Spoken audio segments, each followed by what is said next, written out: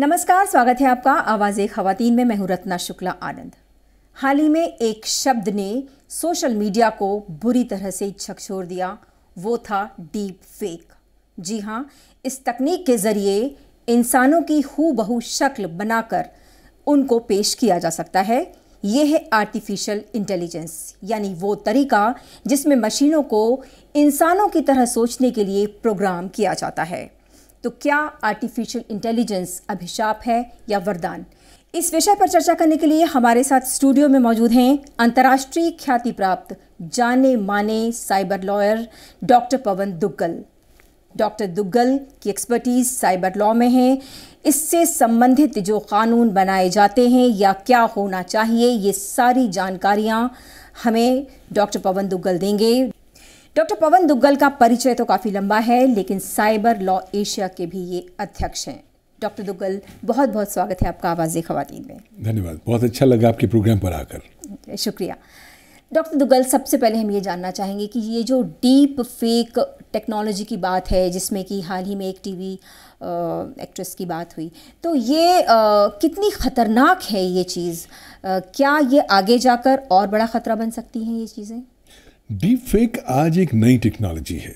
उसका उद्देश्य है कि वो झूठे कंटेंट को बनाए, इस तरीके से बनाए ताकि आप अपनी आंखों से उसको डिस्टिंग्विश नहीं कर सके कि क्या ये कंटेंट झूठा है या नहीं। ये डीप फेक टेक्नोलॉजी अक्सर किसी एक व्यक्ति की छवि को किसी और व्यक्ति के साथ रिप्लेस करने का प्रयास करता है। मतलब मैं आज आपसे बात कर रहा हूँ, ये मेरा वीडियो है। डीप फेक टेक्नोलॉजी को अगर आप कहेंगे कि साहब ये पवन दुग्गल का वीडियो है, इसके ऊपर आप किसी का राम श्याम जदू का नाम लिख दीजिए या उनकी छवि बना दीजिए, तो ये deep fake technology Ram Shyam जदू के नाम से ये नया वीडियो या नया ऑडियो जनरेट कर पाएगा। तो देखिए, टेक्नोलॉजी तो बहुत अच्छी है, लेकिन टेक्नोलॉजी आने से पहले उसके दुरुपयोग की संभावनाओं को लोग ढूंढने लग जाते हैं। और इस केस में भी यही हुआ है कि डीप फेक टेक्नोलॉजी से दुरुपयोग कैसे हो सकता है। आजकल जितने भी साइबर क्रिमिनल्स हैं, लगातार इस दिशा में हमेशा नए नए रास्ते ढूंढ रहे हैं। तो हाल ही में जब ये नया डीप फेक वीडियो आया रश्मिका मंदाना का, तो उसको लेकर सारी दुनिया, ख़ासतौर पर एंटरटेनमेंट की दुनिया हिल गई। क्यों? क्योंकि ये अश्लील सा वीडियो था। दूसरी बात, इस वीडियो को अगर आप ध्यान से देखें तो इस वीडियो में थोड़ा बहुत परिवर्तन किया गया था और ये वास्तविक तौर पर इस अभिनेत्री का नहीं है। लेकिन क्योंकि इस अभिनेत्री का नहीं है, लेकिन इस तरीके से उसको प्रदर्शित किया जा रहा है कि ये अभिनेत्री का है, तो उससे अब उस अभिनेत्री के निजता के अधिकार का हनन हुआ, उसकी expectation of safety and privacy दोनों का हनन हुआ। और दूसरी महत्वपूर्ण बात, उनकी जो छवि है, उनके फैंस के मस्तिष्क में एक नकारात्मक सा ठेस उस पर पहुंच गई। तो इस तरह का दुरुपयोग लगातार हो रहा है। अभी तक लोग सोचते थे कि केवल डीप फेक टेक्नोलॉजी से बड़े महानेता होंगे या महानायक होंगे, उनको टारगेट किया जाएगा। अब ये टेक्नोलॉजी इतनी ज़्यादा कारगर हो गई है कि आपके और मेरे फ़ोन पर फ्रीली उपलब्ध है। उसका अगर हम गैर कानूनी इस्तेमाल करना चाहें तो कर सकते हैं और किसी व्यक्ति को भी आप टारगेट बना सकते हैं। जी, तो डॉक्टर दुग्गल, ये बताएं कि इसको रेगुलेट किस तरह से किया जाना चाहिए? जैसे साइबर लॉ आए, तो अब एआई लॉज क्या आए हैं इस तरह के, या होने चाहिए? इस पर अभी क्या स्थिति है? आज की तारीख में अभी तक डीप फेक को रेगुलेट करने का कोई प्रकरण मौजूद नहीं है। उसका रीज़न ये है कि आर्टिफिशियल इंटेलिजेंस जो एक बड़ा मेजर अम्ब्रेला डिसिप्लिन है जिसके अंतर्गत डीप फेक आता है, उसको लेकर भी अभी रेगुलेट करने के लिए एक बहुत जद्दोजहद चल रही है। और बुनियादी तौर पर विभिन्न राष्ट्र कह रहे हैं कि साहब इस टेक्नोलॉजी को विकसित होने तो दें, तभी तो हम उसको रेगुलेट कर पाएंगे। लेकिन कुछ ऐसे राष्ट्र हैं जो ऑलरेडी आर्टिफिशियल इंटेलिजेंस को रेगुलेट करने की दिशा में अपने ठोस कदम अब उठा चुके हैं और आगे बढ़ रहे हैं। उदाहरण के तौर पर हम चीन को देख लें। चीन ने 15 अगस्त 2023 से दुनिया का पहला जनरेटिव आर्टिफिशियल इंटेलिजेंस को रेगुलेट करने वाला कानून को अमल कर दिया, इम्प्लीमेंट कर दिया। और इसमें खास तौर पर जिम्मेवारियों को परिभाषित किया है उन कंपनियों की जो इस तरह की आर्टिफिशियल इंटेलिजेंस टेक्नोलॉजीज़ या जनरेटिव आर्टिफिशियल इंटेलिजेंस टेक्नोलॉजीज़ को लेकर आ रही हैं। कहीं ना कहीं उन्होंने ये कहा है कि साहब आपको अब जिम्मेवार होना पड़ेगा। अगर आपके एल्गोरिदम से दुरुपयोग होता है तो आप पल्ला नहीं झाड़ सकते, इसलिए आपको लगातार ऑडिट कराने पड़ेंगे ये देखने के लिए कि आपके सिस्टम्स पर अगर दुरुपयोग किया जाता है तो सिस्टम किस तरीके से उस दुरुपयोग का सामना कर सकता है या उस चुनौती को डील कर सकता है। साथ ही साथ अगर मैं चीन से आपको ले चलता हूँ यूरोपियन यूनियन में, तो वहाँ पर हम पाते हैं कि एक नया कानून यूरोपियन यूनियन ने ड्राफ्ट एआई एक्ट बना लिया है, जिसमें उन्होंने मुख्य तौर पर तमाम सारे कानूनी प्रकरण को एक जनता जनार्दन के दृष्टिकोण से देखा है कि आम आदमी और आम जनता को रिस्क क्या होगा आर्टिफिशियल इंटेलिजेंस से, और आम जनता जो बहुत ज़्यादा सक्षम नहीं है इसके टेक्नोलॉजिकल एस्पेक्ट्स को डील करने के लिए, उन्हें किस तरीके से आर्टिफिशियल इंटेलिजेंस के गिरफ्त से, उसके दुरुपयोग से बचाया जा सके। खासतौर पर अगर मैं आपको अमेरिका ले चलूँ तो वहाँ पर इलिनॉय एक स्टेट है, वहाँ पर ऑलरेडी उन्होंने Illinois artificial intelligence video interview act already समर्पित कर दिया है, इम्प्लीमेंट कर दिया है, जो विभिन्न प्रकार की कंपनियों की रिस्पॉन्सिबिलिटीज़ को परिभाषित करता है जब आप एआई का इस्तेमाल करते हैं वीडियो इंटरव्यूज़ को एनालाइज करने के लिए। तो पूरी दुनिया भर में धीरे धीरे कदम उठाए जा रहे हैं, लेकिन जब मैं भारतवर्ष में आता हूँ तो मैं पाता हूँ कि यहाँ पर आर्टिफिशियल इंटेलिजेंस को रेगुलेट करने के लिए कोई कानून नहीं है। भारत में डीप फेक को रेगुलेट करने के लिए कोई कानूनी प्रावधान नहीं है। हाँ, हमारे पास एक बुनियादी ढांचा है भारत के सूचना प्रौद्योगिकी कानून सन 2000 का, यानी कि ये इंफॉर्मेशन टेक्नोलॉजी एक्ट 23 साल पुराना है, लेकिन फिर भी शायद कुछ चुनिंदा परिस्थितियों में हम उसे आईटी एक्ट को आर्टिफिशियल इंटेलिजेंस और डीप फेक पर थोड़ा बहुत अप्लाई कर सकते हैं, क्योंकि अल्टीमेटली आर्टिफिशियल इंटेलिजेंस और डीप फेक दोनों ही तभी इस्तेमाल किए जा सकते हैं जब आप कंप्यूटर सिस्टम का या इलेक्ट्रॉनिक फॉर्मेट का इस्तेमाल करते हैं। ठीक उसी प्रकार से अगर मैं इसको भारतीय दंड संहिता के दृष्टिकोण से देखूं तो मैं पाता हूं कि जब आप डीप फेक बनाते हैं, ऑडियो बनाएंगे या वीडियो बनाएंगे या इमेज बनाएंगे, तब आप इलेक्ट्रॉनिक फोर्जरी करते हैं, क्योंकि आप झूठे इलेक्ट्रॉनिक रिकॉर्ड बना रहे हैं। और अधिकांश तौर पर डीप फेक रिकॉर्ड्स इसलिए बनाए जाते हैं ताकि लोगों को गुमराह किया जा सके, उनको चीट किया जा सके और किसी व्यक्ति विशेष की छवि को नकारात्मक रूप से प्रभावित किया जा सके। तो अगर उस दृष्टिकोण से देखूं तो धारा 468 है भारतीय दंड संहिता में, उसमें हम 7 साल की सज़ा का प्रावधान है इलेक्ट्रॉनिक फोर्जरी फॉर चीटिंग को लेकर, और जुर्माने का प्रावधान है। अगर मैं 469 इंडियन पीनल कोड को देखूं तो उसमें 3 साल की सज़ा है जब आप कोई भी इलेक्ट्रॉनिक फोर्जरी करते हैं जिसका मुख्य उद्देश्य होता है किसी व्यक्ति विशेष की रेपुटेशन या उसकी गुडविल को नकारात्मक रूप से प्रभावित करने के लिए। तो थोड़ी बहुत तो कवरेज है, लेकिन जिस बड़े पैमाने पर अब इस आर्टिफिशियल इंटेलिजेंस का और डीप फेक का दुरुपयोग सामने आ रहा है, मुझे लगता है भारत को बहुत जल्द एक डेडिकेटेड कानूनी प्रावधान, डेडिकेटेड लॉ लेकर आना पड़ेगा आर्टिफिशियल इंटेलिजेंस और डीप फेक को लेकर। जी डॉक्टर दुग्गल, जिस तरह से आपने कहा कि ऑलरेडी इस तरह की चीज़ें आ चुकी हैं, वाकई अब तो बहुत आम जनों तक भी ये जो ऑडियो को जो किया जा रहा है डीप फेक के ज़रिए, तो अब लोगों को कहीं ना कहीं दिग्भ्रमित करके उनसे पैसा लूटने की जो चीज़ें हैं या फाइनेंशियल जो एक तरह से फ्रॉड एंड फोर्जरी की बात है, ये सब शुरू हो चुका है। लेकिन ऐसा क्यों कि हम अभी तक बहुत देर हमने कर दी है ये कानून लाने के लिए, क्योंकि हमें स्टेक होल्डर्स, जैसे आपने कहा कि बाकी देशों ने जो कर रखा है, तो गलत उद्देश्यों की पूर्ति के लिए, गलत सूचना के लिए, या फिर जो है उनको आर्थिक तौर पर लोगों को नुकसान पहुंचाने के लिए ये सारी चीज़ें शुरू हो चुकी हैं। एआई का इस्तेमाल इसमें शुरू हो चुका है, निजता के अधिकार का हनन है, महिलाओं और बच्चों को इससे बहुत ज़्यादा खतरा है, जिस तरह से अभी के केस में आया सामने। कितना और ख़तरा देखते हैं आप अभी मौजूदा स्थिति में, और कितने जल्दी हमें इस पर जो है वो बहुत कड़ा कानून लाने की ज़रूरत है? हम सबको समझना होगा कि कोविड-19 हम सबकी जिंदा हयाती में एक सबसे महत्वपूर्ण इवेंट रहा है, और कोविड-19 के आने के बाद ही एक नए युग में हम कदम रख चुके हैं। साइबर क्राइम का स्वर्णिम युग शुरू हो चुका है, यानी कि जब एक golden age of cyber crime शुरू हो गई है तो नए नए प्रकार के साइबर क्राइम्स उत्पन्न हो रहे हैं, उनको इन्वेंट किया जा रहा है और आम जनता जनार्दन को टारगेट किया जा रहा है। इन नए उभरते साइबर क्राइम्स में आर्टिफिशियल इंटेलिजेंस क्राइम्स और डीप फेक क्राइम्स एक बहुत प्रमुख भूमिका निभा रहे हैं।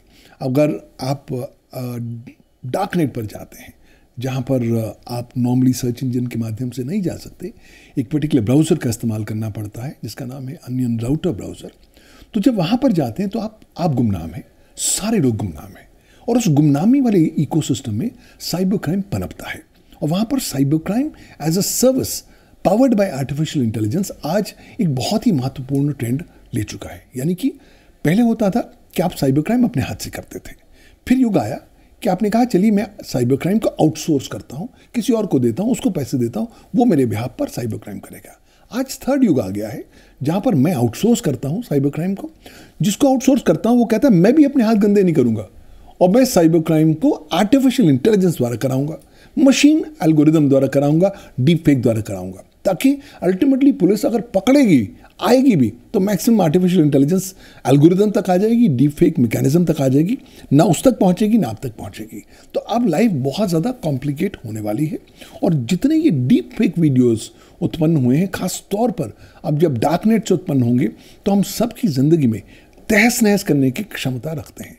इसलिए ज़्यादा जागरूकता फैलानी पड़ेगी, कानून को जल्दी लाना पड़ेगा और लोगों को बताना पड़ेगा कि अब वो समय आ गया है कि आप अपनी मानसिकता में एक डिस्ट्रस्ट और मिसट्रस्ट की भावना को जागृत करें। प्रॉब्लम यह है कि हम लोग भारतवासी बहुत ज़्यादा विश्वासी हैं, जो देखते हैं उस पर विश्वास कर लेते हैं। और अगर आपने जो डीप फेक वीडियो देखा या ऑडियो देखा और उस पर आपने विश्वास कर लिया तो नुकसान आपको होने वाला है, क्योंकि आप उसको विश्वास करके आगे कहीं फॉरवर्ड करेंगे, प्रकाशित करेंगे, प्रसारित करेंगे, तो आप कहीं ना कहीं कानून के गिरफ्त में आ जाएंगे और आप पर कानूनी मुकदमे हो सकते हैं, कानूनी कार्रवाई हो सकती है। तो इसलिए एक मोटी गांठ बांध लीजिए, वो ये कि जो कुछ भी आज आप देखेंगे इंटरनेट पर, इलेक्ट्रॉनिक फॉर्मेट पर, सोशल मीडिया पर, उस पर आप तब तक विश्वास ना करें जब तक आप स्वयं उस जानकारी की इंडिपेंडेंट तौर पर वेरिफिकेशन ना करा सकें, ऑथेंटिकेशन ना करा सकें। और तब तक आप हर प्रकार की जानकारी को डिस्ट्रस्ट और मिसट्रस्ट की भावना से देख सकते हैं, क्योंकि अब इतना सारा फेक न्यूज़ हमारे चारों ओर फैल चुका है, डीप फेक कंटेंट लगातार बढ़ता जा रहा है। और अगर हम केयरफुल ना हुए, कानून जब तक आएगा हो सकता है हमें एक पर्टिकुलर भंवर में फंसना पड़ जाए जिसमें कानूनी परिस्थितियां हमको लेकर डूब जाएं। तो इसलिए बेहतर है कि सावधान हो जाइए, सतर्क हो जाइए। कानून आएगा, लेकिन जब तक कानून आता है तब तक अपने आप को इस आर्टिफिशियल इंटेलिजेंस के दुरुपयोग से, डीप फेक के दुरुपयोग से बचाएं। लड़कियों को, बच्चों को आप क्या संदेश देना चाहेंगे? किस तरह से वो अपने आप को बचाएं? क्या कोई तरीका है इससे बचने का? ये तो आपने कहा कि कोई क्राइम में इन्वॉल्व ना हो जाए, कोई अगर इसको आगे पहुंचाता है तो, लेकिन लोग बचें कैसे और पहचानें कैसे कि ये टेक्नोलॉजी है, ये एआई है, डीप फेक है? देखिए, अगर आपको बचना है तो कुछ चीज़ों को ध्यान में रखना होगा।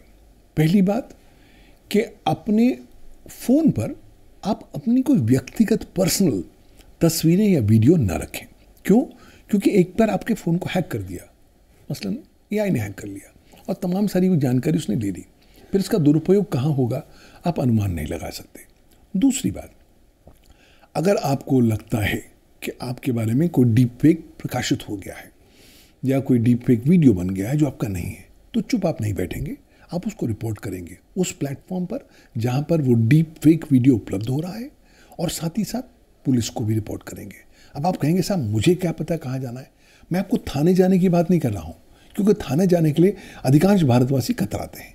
इसलिए अब केंद्र सरकार ने आपको दो विकल्प दे दिए हैं। आपके पास अगर आपको लगता है कि इस डीप फेक वीडियो के आप शिकार बन गए हैं, तो आप एक राष्ट्रीय साइबर क्राइम हेल्पलाइन नंबर है 1930, वहाँ पर तुरंत कॉल करके रिपोर्ट दर्ज कराएं। दूसरी बात, एक नई वेबसाइट है राष्ट्रीय साइबर क्राइम रिपोर्टिंग पोर्टल, जो उपलब्ध है cybercrime.gov.in पर। वहाँ पर भी जाकर आप उसे रिपोर्ट करें। एक बार आप उसे रिपोर्ट करेंगे तो आप विक्टिम की कैटेगरी में आ जाएंगे। उसके बाद उस प्रकार के डीप फेक वीडियो का जहाँ जहाँ दुरुपयोग होगा आपको असर नहीं पड़ेगा, क्योंकि आप ऑलरेडी उसको रिपोर्ट कर चुके हैं। पहली बात।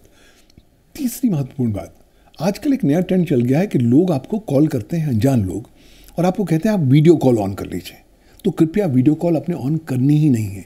वीडियो कॉल उसकी ऑन करनी है, उस व्यक्ति की जिसका नंबर आप जानते हैं। अनजान लोगों का अगर आप वीडियो कॉल खोल लेंगे तो उनको केवल 5 से 10 सेकंड का आपका वीडियो चाहिए बस, और उसी के आधार पर वो आपके डीप फेक वीडियो बना लेंगे, ऑडियो बना लेंगे। हाल ही में एक मुकदमा हुआ है जहाँ पर एक दंपत्ति है और उनकी बच्ची 5-6 साल की है, स्कूल जाती है, स्कूल जाने के लिए स्कूल की कैब आती है, तो सुबह स्कूल चले जाती है और उसके करीबन घंटे बाद और पिता को फ़ोन आता है कि साहब हमने आपकी बच्ची को अगवा कर लिया है और किडनैप कर लिया है और आपके पास केवल 15 मिनट है और इन 15 मिनट में आप हमें इतने पैसे दीजिए इस अकाउंट में, नहीं देंगे तो 16वें मिनट में हम आपकी बच्ची को मार देंगे।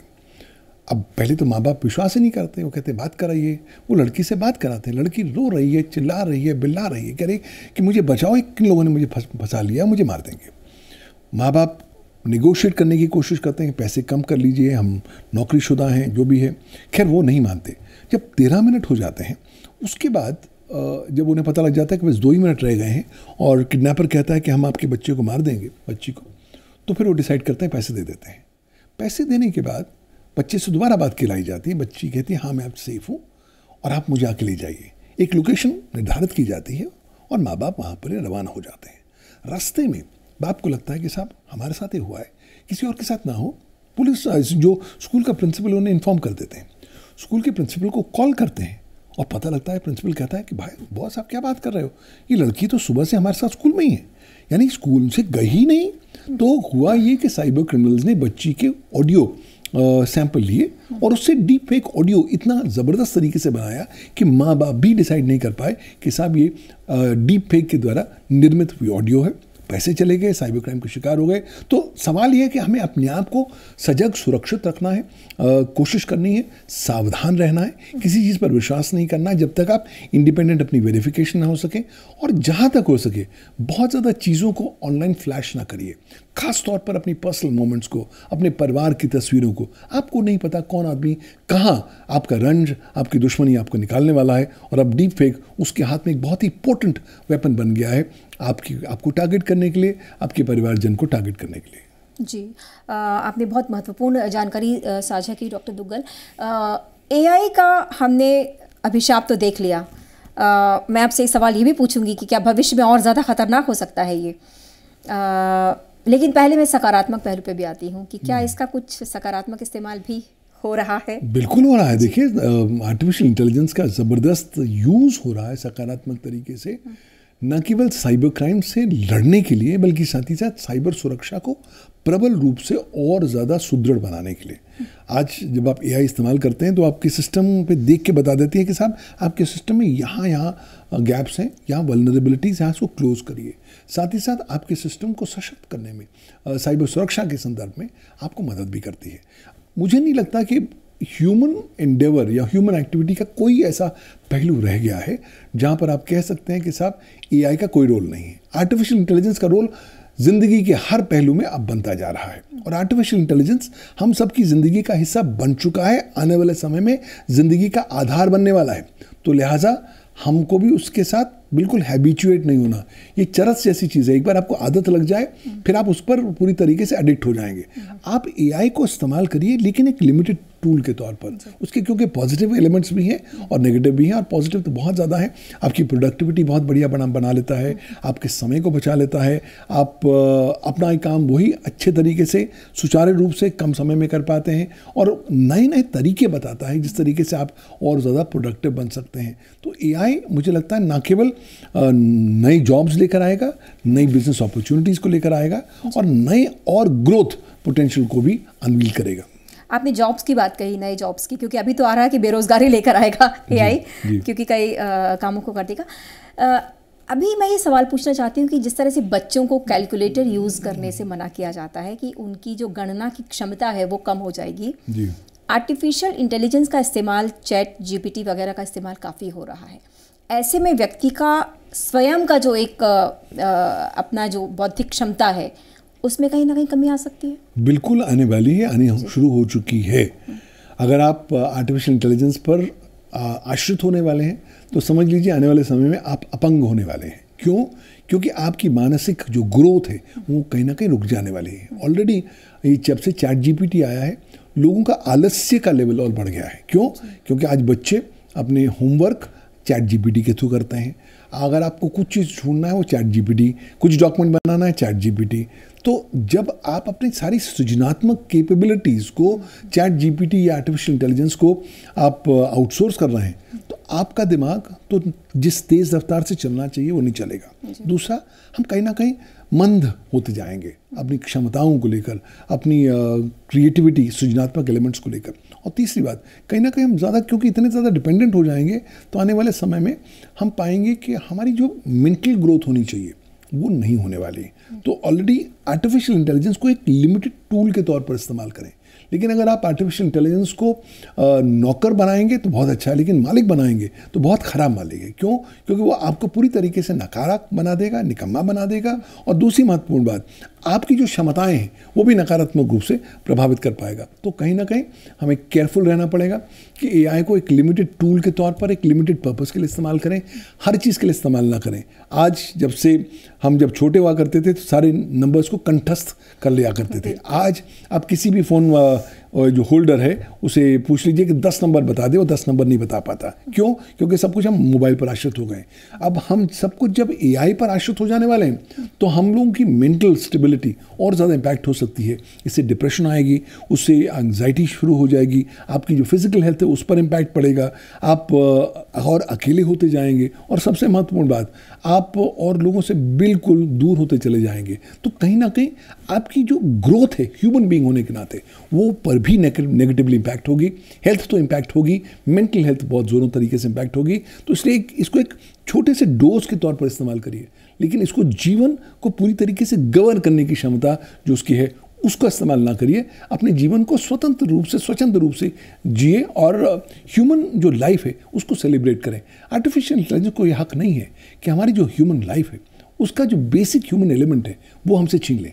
ह्यूमन आनंद जो है वो हमें लेना ज़रूरी है, और वो हम आउटसोर्स एआई को बिल्कुल नहीं करना देना चाहिए। डॉक्टर तुगल, एक सवाल और है कि ये तो पूरी तरह डेटाबेस पर काम करती है, यानी जो डेटा है उसी को एनालाइज करके उसके रिजल्ट्स देगी।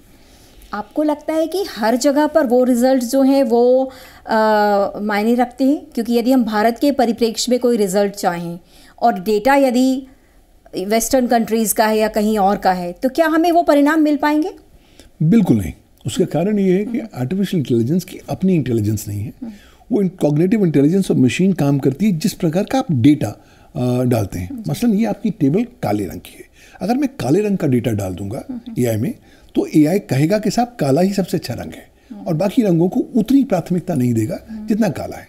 तो जिस प्रकार से आप डेटा सेट डालेंगे वो डिटरमिन करेगा कि किस प्रकार का बायस या डिस्क्रिमिनेशन एलिमेंट जो है वो आर्टिफिशियल इंटेलिजेंस लेकर आएगा। तो हम आज क्या पा रहे हैं, चैट जीपीटी में अधिकांश सा जो डेटा है वो पाश्चात्य दुनिया का है। तो अगर आप उसको भारत के संदर्भ में भारतीय सवाल पूछेंगे तो आप पाएंगे कहीं ना कहीं उसका बायस, उसकी डिस्क्रिमिनेशन एलिमेंट नजर आता है। तो हर समाज, हर राष्ट्र या हर जो सामाजिक परिवेश है उसके तहत अगर आपको एआई को सही रूप से वर्क करना है तो उसके लोकल डेटा सेट्स को पर इस तरह के एल्गोरिदम को आपको ट्रेन करना पड़ेगा, वरना फिर रिलायबल नहीं रहेगा। रिलायबल तो है नहीं, झूठ बोलता है, हेल्यूसिनेशन करता है। अच्छा। हाँ, और आर्टिफिशियल इंटेलिजेंस आप बहुत इतने ज़बरदस्त तरीके से झूठ बोलता है और इतना कॉन्फिडेंटली झूठ बोलता है कि आपको भी लगता है कि साहब हो सकता है सच्ची बोल रहा हो। हाल ही में 2 वकील साहब के बरखिलाफ मुकदमेबाजी हो गई अमेरिका में। क्यों? क्योंकि वो किसी क्लाइंट को रिप्रेजेंट कर रहे हैं किसी अदालत में, और अदालत ने कहा कि आप रिटन आर्ग्यूमेंट दाखिल करिए। वकील साहब के पास समय नहीं था, वो चैट जीपीटी के पास गए और कहा कि साहब ये हमारे केस के फैक्ट्स हैं, आप रिटन आर्ग्यूमेंट्स बनाओ। चैट जीपीटी ने रिटन आर्ग्यूमेंट्स बना दिए। उसमें करीबन 6 मुकदमे उन्होंने अमेरिकन कोर्टों के दे दिए। अब वकीलों ने कहा 6 मुकदमे, चैट जीपीटी से दोबारा पूछा साहब ये मुकदमे सही लिखे हैं आपने? उन्होंने कहा बिल्कुल सही लिखे हैं, आप निश्चिंत होकर आगे जाइए। तो उन्होंने as it is cut copy paste किया, अदालत में डाल दिया। फिर अदालत ने पाया कि साहब मेरे यहाँ तो एक अनप्रेसिडेंटेड सिचुएशन है, क्योंकि 6 के 6 मुकदमे झूठे हैं, ना वो कभी मौजूद थे, ना उन पर कभी फैसला आया। तो इसके आधार पर ही उन 2 वकीलों के ऊपर 5-5 हज़ार रुपये डॉलर फाइन भी लग गया। तो देखिए आज तो बड़ी आश्चर्यजनक घटना आप बता रहे हैं कि जो डेटाबेस को भी उसने किस तरह से मैनिपुलेट कर लिया एआई ने। बिल्कुल, और मैनिपुलेट करता रहता है, इसलिए आपको उसके जो इनपुट को केवल एक टॉर्च की रोशनी की तरफ देखना है। अंधकार में रोशनी आपको सिर्फ ब्रॉड डायरेक्शन बता देती है, वो डायरेक्शन को आप जरूर देख सकते हैं, लेकिन अगर आप उस रोशनी को पूरी तरीके से सच मान लेंगे तो आपको नुकसान होगा, आप पर मुकदमेबाजियां भी हो सकती हैं और आपकी क्रेडिबिलिटी या रेपुटेशन जो है वो भी नकारात्मक रूप से प्रभावित हो सकती है। बिल्कुल बिल्कुल, मतलब ह्यूमन इंटेलिजेंस जो है उसको सरपास नहीं कर सकती आर्टिफिशियल इंटेलिजेंस। नहीं, ये मैंने नहीं कहा, मैंने कहा वो जी। क्योंकि प्रॉब्लम ये है, आपने जो मुद्दा रेज किया उसके लेके बहुत इंटरप्रिटेशन की बात वहाँ आ जाती है, वहाँ गलत डेटा, जैसे आपने कहा कि वो गॉसिप जैसी चीज़ है एक तरह से। जी हाँ, कुछ साल पहले एक सर्वे आया जिसने कहा कि 2062 में आर्टिफिशियल इंटेलिजेंस इंसानी इंटेलिजेंस से ऊपर आ जाएगी। अच्छा। उसके बाद जैसे जैसे डेवलपमेंट और होती गई ये समय कम होता गया। फिर नेक्स्ट सर्वे आया कि 2040 तक ये ह्यूमन इंटेलिजेंस सुपर इंटेलिजेंस बन जाएगी और हमारे ह्यूमन इंटेलिजेंस को सुपरसीड कर लेगी। और इस साल की शुरुआत में सैम ऑल्टमैन जो CEO हैं ओपन AI के, जिन्होंने ChatGPT बनाया है, वो कहते हैं हमारे पास 2035 तक का समय है। लेकिन मैंने हाल ही में किताब लिखी है, उसका नाम है सुपर इंटेलिजेंस एंड लॉ, जहाँ पर मेरा कहना है कि साहब, क्योंकि ये super intelligence alignment project open AI ने शुरू कर दिया है, 4 से 5 साल तक का समय है, उसके दरमियान में ही हम देखेंगे कि आर्टिफिशियल इंटेलिजेंस ह्यूमन इंटेलिजेंस को मात दे देगी और आगे परे हो जाएगी। तो हमारे पास जब 4-5 साल का समय है तो बहुत जल्दी हम कानूनी प्रकरण लेकर आए ताकि ह्यूमन इंटेलिजेंस को AI सरपास ना कर पाए, और दूसरी बात, अगर करे भी तो कभी भी मानव मात्र के विरुद्ध कोई कदम, कोई निर्णय ना ले सके। ये हम लोगों को आज इंश्योर करना है। यानी ये वो बात कर रहे हैं आप जिस समय रोबोट्स आए थे और कहा था कि रोबोट्स कहीं सेल्फ रियलाइजेशन होने लगा उनको और वो जो है आपके दुश्मन बन जाएंगे, जिस पे कई साई-फाई मूवीज भी बन गई। तो क्या वो स्थिति वाकई आ सकती है? बिल्कुल आने वाली है, सिर्फ समय दे दीजिए, 5-6 साल दे दीजिए, वो आने लग गई है। ऑलरेडी एक एक्सपेरिमेंट हुआ। मैं आपको उदाहरण देता हूँ। हमारे यहाँ ऊपर इंटरनेशनल स्पेस स्टेशन है, वहाँ पर नासा ने एक प्रोग्राम भेजा। उस प्रोग्राम का नाम था एस्ट्रोनॉट कंपेनियन। एक फुटबॉल की तरह प्रोग्राम था, उसके अंदर IBM ने काम किया, आर्टिफिशियल इंटेलिजेंस का इस्तेमाल किया गया। उसका पर्पस ये था कि जो लोग एस्ट्रोनॉट्स ऊपर बैठे हैं वो अक्सर अकेले हो जाते हैं, उनके आप साथी बन जाइए। तो जितनी सारी इन्फॉर्मेशन थी उन्होंने एस्ट्रोनॉट्स को दे दी, उस प्रोग्राम के अंदर डाल दी। उन्होंने वहाँ पर एस्ट्रोनॉट्स ने खोला प्रोग्राम, कहा मेरा फेवरेट म्यूजिक सुनाइए। पहला गाना सुना, दूसरा सुना, तीसरा सुना, फिर उन्होंने कहा रुक जाइए, मुझे काम करना है।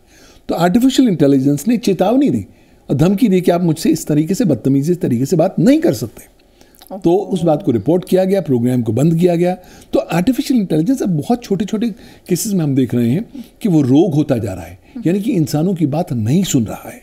और वो बहुत जल्दी समय आने वाला है जहाँ पर आर्टिफिशियल इंटेलिजेंस मानव मात्र के बरखिलाफ काम किया जाएगा। इसलिए उसको रेगुलेट करना आज अत्यंत ज़रूरी बन गया है। आपने जो बात कही अभी, ये रिसेंटली एक घटना घटी है, सैन्य क्षेत्र की बात है, जहाँ पे ऑपरेटर को ही उसने एक आर्टिफिशियल इंटेलिजेंस के जरिए ड्रोन ने मारा। हालांकि वो ह्यूमन बीइंग नहीं था, पर फिर भी ये खतरनाक है अगर ये रक्षा के क्षेत्र में भी ये चीज़ें हैं। तो आज तो ये हालत है कि अगर आप आर्टिफिशियल इंटेलिजेंस को बताइए कि साहब मानव मात्र की जनसंख्या बहुत बढ़ गई है, कम करना है, क्या करना है, तो शायद आर्टिफिशियल इंटेलिजेंस आपको रास्ता देगा कि चलिए रैंडमली आप कुछ लाखों लोगों को मार दीजिए और उससे आपकी जनसंख्या कम हो जाएगी। तो कहीं ना कहीं इस इंटेलिजेंस को रोकने की जरूरत है। एथिक्स तो नहीं होंगे ना उसके साथ, मशीन है, वो मशीन है, ह्यूमन एथिक्स है नहीं। तो ह्यूमन एथिक्स उसके अंदर डालने पड़ेंगे। इसलिए जो कंपनियां जो आर्टिफिशियल इंटेलिजेंस को बना रही हैं उनको जिम्मेवार ठहराना होगा कि जब आप आर्टिफिशियल इंटेलिजेंस प्रोग्राम बना रहे हैं, एल्गोरिथम बना रहे हैं, प्लीज इंश्योर करिए कि साहब उसके अंदर आप एथिकल वैल्यूज डालिए, रूल्स डालिए, और अगर ये कुछ गड़बड़ करते हैं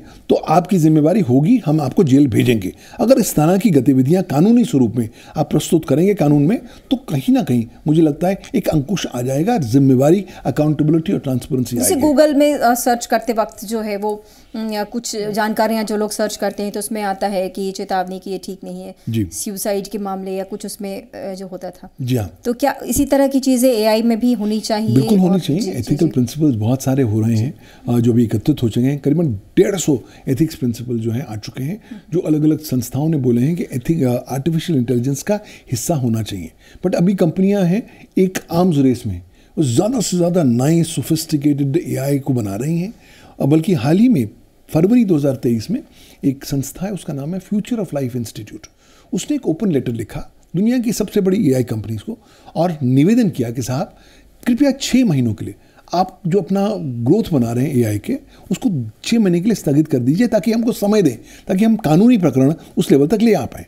लेकिन किसी ने कुछ बात नहीं सुनी। आज एलन मस्क ने भी कहा था पहले कि एआई डेवलपमेंट को रोकना चाहिए हमें। एलन मस्क तो कह रहे हैं कि साहब एआई जो है एग्जिस्टेंशियल थ्रेट्स है, मानव मात्र के बेसिक एग्जिस्टेंस के लिए एक बहुत बड़ा खतरा है, और लोग शायद उनकी बात को मान नहीं रहे, लेकिन एक बहुत सीरियस वाकई बहुत सीरियस थ्रेट हो सकता है जी इंसानों के लिए। But at the end of the day मुझे लगता है जब तक एक और ये डेवलपमेंट हो रही है, अगर हम लोग इंसान होने के नाते आर्टिफिशियल इंटेलिजेंस की इंट्रिंसिक जो वीकनेसेस हैं उसको रिकग्नाइज कर सकें और उसके सकारात्मक पहलू को हम ज़्यादा फोकस करें, और जहाँ तक हो सके नेगेटिव एलिमेंट्स को हम दबाने का प्रयास करें या उसका मिसयूज़ ना करें, तो काफ़ी हद तक हम अपने एलिमेंट्स, अपने ह्यूमन वैल्यूज़ को और ह्यूमन एग्जिस्टेंस और डेटा को और ज़्यादा संरक्षित कर पाएंगे।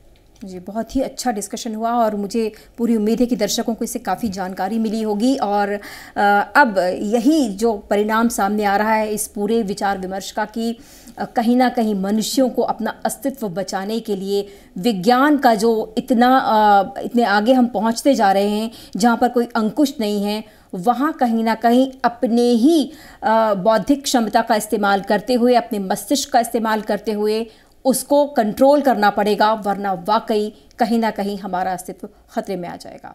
बहुत शुक्रिया।